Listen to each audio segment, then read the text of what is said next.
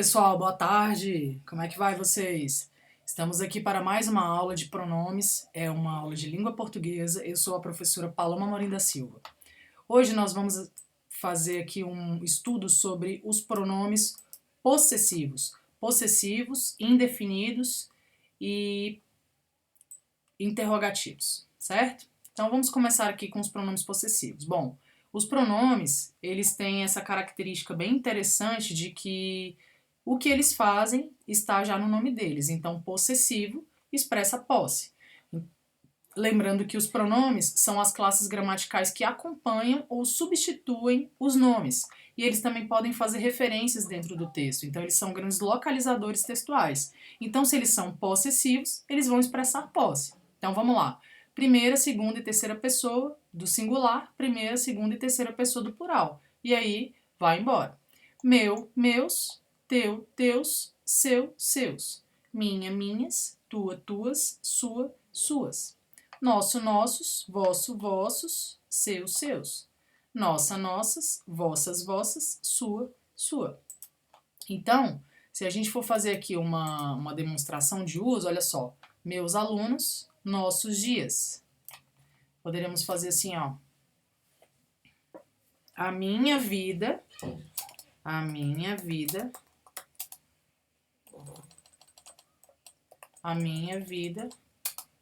está sendo construída.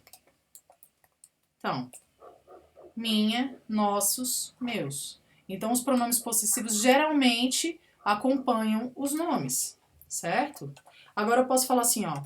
Os meus alunos, os meus livros são novos, vírgula. Os seus velhos. Os seus o quê? Os seus livros, certo? Então, a gente pode fazer essa brincadeira de substituição, referenciação ou acompanhamento dos nomes pelos pronomes. E aqui, no caso, os possessivos, certo? Então, os possessivos é tranquilo, eles vão ter essa diferença aqui de masculino e feminino, e dentro de cada um dos gêneros, né, masculino e feminino, nós vamos ter a classificação entre singular e plural também. Não esqueçam disso, certo?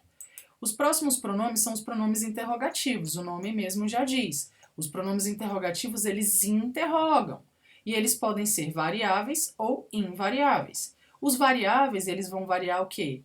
De acordo com o gênero, masculino ou feminino, e de acordo com o número, singular ou plural. E os invariáveis não, eles ficam quem ou que, tanto para masculino ou feminino, singular ou plural. Então, olha aqui, ó. Quanto custa a entrada?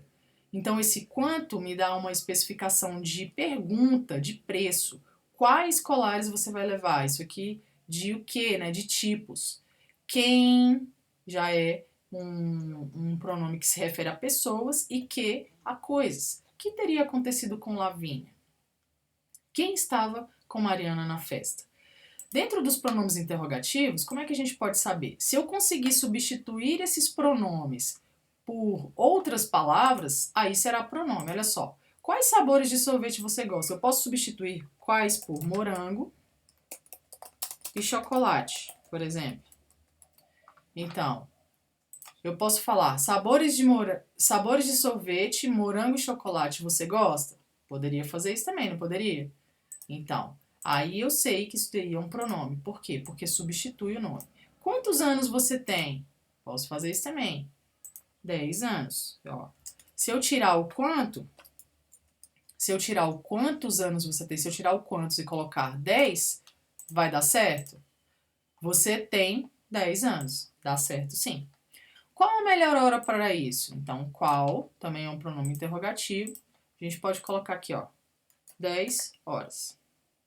A melhor hora para isso é 10 horas, ou então 10 horas a melhor para isso. Por exemplo, eu poderia falar isso. Que momentos são esses? Posso colocar isso. Ó. Que momentos são esses? Eu posso substituir esse que por momentos de incerteza. Momentos de incerteza, posso colocar, momentos de incerteza são estes. Posso colocar. Então, os pronomes interrogativos fazem o quê? Interrogam e substituem nomes. Temos também os pronomes indefinidos. O próprio nome já diz, pronomes indefinidos. Antes da gente listar os pronomes indefinidos, vamos ver aqui algumas situações linguísticas em que esses pronomes aparecem. Olha aqui, ó. Algum lugar é melhor que este. Vou colocar de amarelinho. Alguém chegou aqui. Muitas pessoas compraram por delivery. Tantas vidas foram mortas. Outros tiveram mais sorte. Alguns chocolates estavam estragados. Tanta vida em um só lugar. Poucos homens têm tamanha honra. Então, olha só.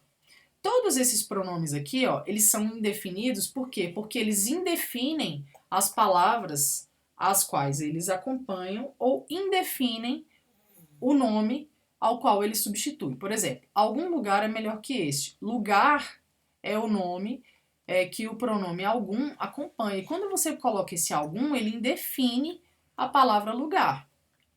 Aqui embaixo, alguém chegou aqui. Alguém é uma indefinição que você poderia dar para o nome de que alguém chegou aqui. Você poderia colocar assim, ó, Luana chegou aqui. Não poderia?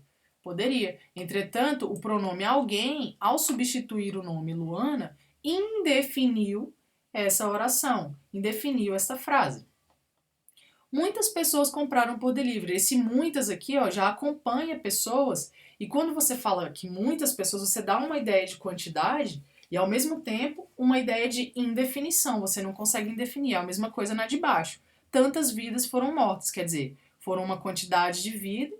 E eu posso também dar uma ideia de ênfase, assim, tantas vidas foram mortas, como se fosse uma expressão de surpresa ou de...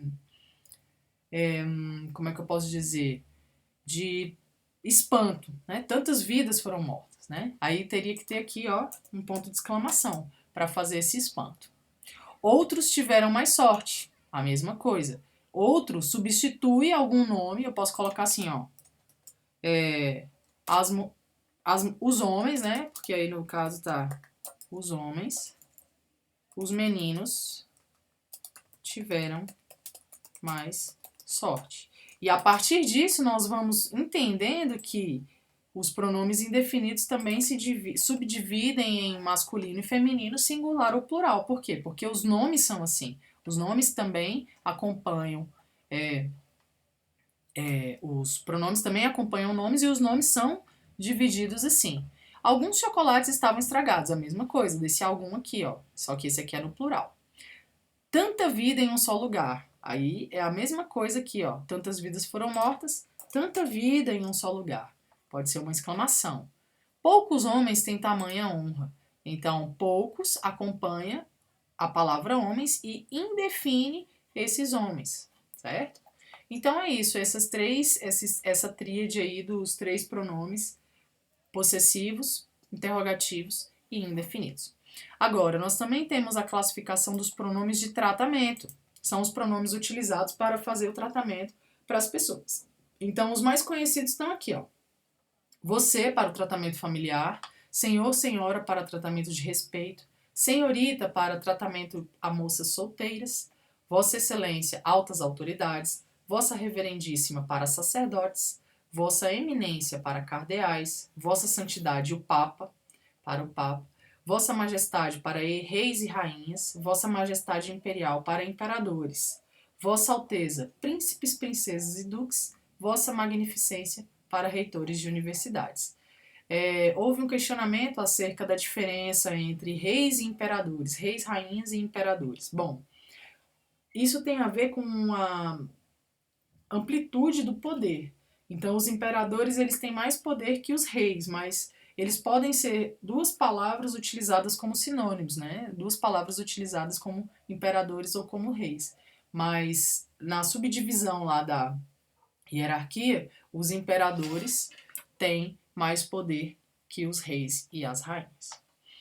Uma aplicação possível para os pronomes de tratamento está aqui, né? Uma coisa a se lembrar é que os pronomes de tratamento são pronomes de terceira pessoa.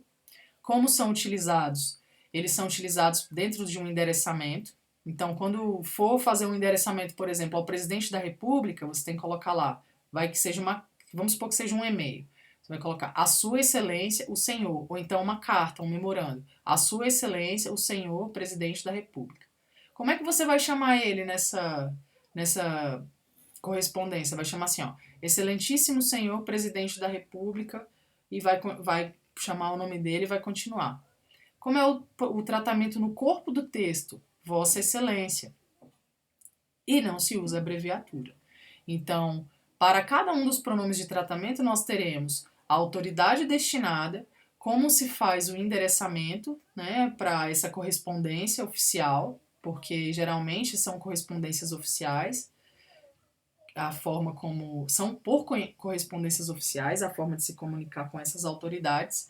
Você vai ter um vocativo, que é a forma como você vai chamá-la, né, chamar a autoridade, e a forma como vai chamar dentro do texto. E, em alguns casos, há abreviaturas para esses pronomes de tratamento, certo? Como você vai vendo aqui. Bom, no mais é isso. Me despeço. Boa aula, qualquer coisa, estou à disposição.